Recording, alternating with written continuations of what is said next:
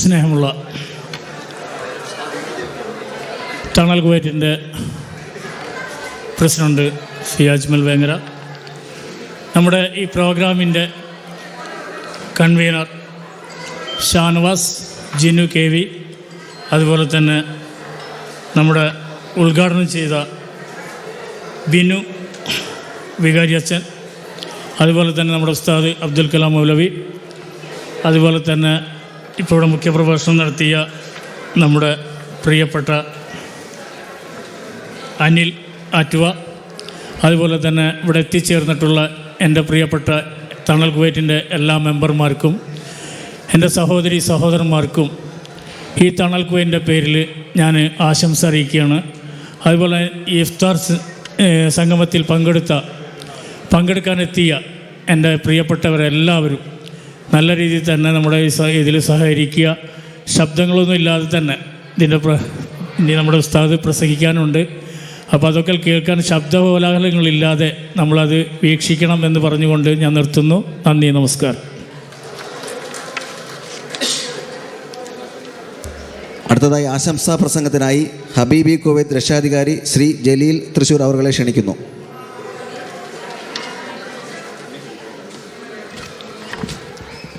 അസ്സലാമു അലൈക്കും വറഹ്മത്തുള്ളാഹി വബറകാതുഹു. തണൽ ഇഫ്തറിലേക്ക് കടന്നു വന്ന എല്ലാവർക്കും ഞാൻ ആശംസിക്കുന്നു. തണൽ കുവൈത്തിൻ്റെ എല്ലാ മെമ്പർമാർക്കും, രക്ഷാധികാരി, സെക്രട്ടറി, പ്രസിഡൻറ്റ് എല്ലാവർക്കും ഹബീബി കുവൈത്തിൻ്റെ അഭിനന്ദനങ്ങൾ അറിയിക്കുന്നു. എല്ലാവർക്കും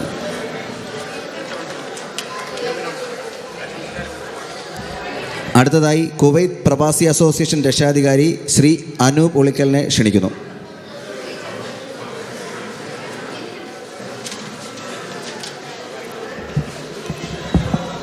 തണൽ കുവൈറ്റ് ഒരുക്കിയ ഇഫ്താർ വിരുന്നിലേക്ക് എത്തിച്ചേർന്നിട്ടുള്ള എല്ലാവരെയും ആദ്യം തന്നെ സ്വാഗതം ചെയ്യുന്നു. എനിക്ക് കുറച്ച് ഹൈറ്റുള്ളതുകൊണ്ടാണെന്ന് തോന്നുന്നുണ്ട് മൈക്കെത്തുന്നത്. രക്ഷാധികാരി താഹക്കയോടും അതുപോലെ വേദിയിലിരിക്കുന്നവരും മറ്റ് കുവൈറ്റ് ഗ്രൂപ്പിനെയും അതുപോലെ തണൽ കുവൈറ്റിൻ്റെ നമ്മുടെ പ്രിയപ്പെട്ട എല്ലാ മെമ്പേഴ്സിനോടും എല്ലാവരെയും പ്രത്യേകം സ്വാഗതം ചെയ്യുന്നു. ഇഫ്താർ വിരുന്നിലേക്ക് കടന്നു വന്നിട്ടുള്ള എല്ലാ പ്രിയപ്പെട്ടവരെയും സ്വാഗതം ചെയ്ത് എൻ്റെ താങ്ക്സ് അറിയിക്കുന്നു.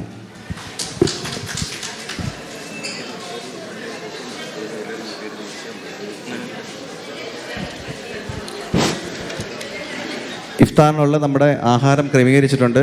അതാത് നിൽക്കുന്ന ഇടത്തു നിന്നുള്ള ആൾക്കാർ അതേ ഇരിപ്പിടങ്ങളിൽ ഇരിക്കണമെന്ന് വിനീതമായി അഭ്യർത്ഥിക്കുകയാണ്. അടുത്തതായി